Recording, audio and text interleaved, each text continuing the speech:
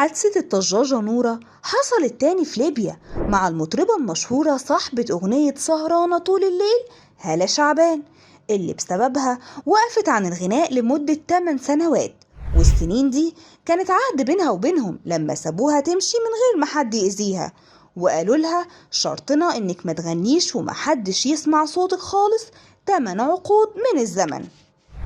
حادثة مرعبة قلبت الدنيا في ليبيا لما طلعت المطربة المعتزلة هالة شعبان، اللي قالت في تصريحات للتلفزيون الليبي إن سبب غيابها مش قلة الأعمال اللي بتتعرض عليها ولا شركات الإنتاج، خصوصا إنها وضحت إن الألبوم بتاعها اللي نزل في 2004 كسر الوطن العربي كله خصوصا في مصر وليبيا بأغنية سهرانة طول الليل اللي كانت نقلة في حياتها.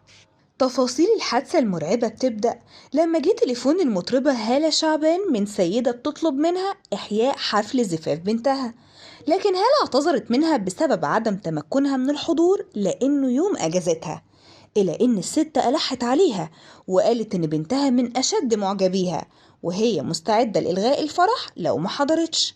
وبعد محادثة طويلة قبلت هالة إحياء الحفل اللي تم برمجته على الساعة 10 بالليل، وادت لها الست عنوان بيتها.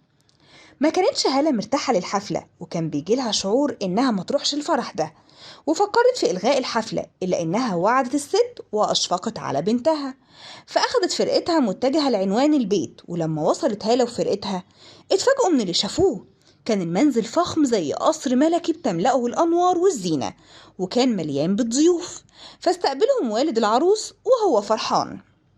ولما نده على الشغالة عشان توصلهم للأوضة اللي هيقعدوا فيها ويحطوا هدومهم، اتفاجئت هالة بإن إيديها مليانة شعر أسود خالص زي الأولاد بالظبط، بس ما حطتش في دماغها وقالت جايز معفنة مش بتستحمى أو مش بتستخدم حاجات البنات.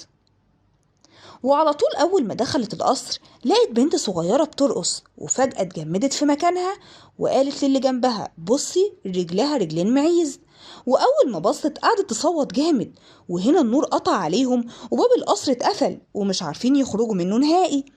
هالة سمعت همس جنب ودنها، حد بيقول لها يا هالة أنا هسيبك تخرجي لكن بشرط لازم تقعدي 8 عقود ما تغنيش ومحدش يسمع صوتك وإلا هتزعلي مننا. ووافقت على طول على العرض ده، وفعلا الباب اتفتح وطلعوا يجروا كلهم.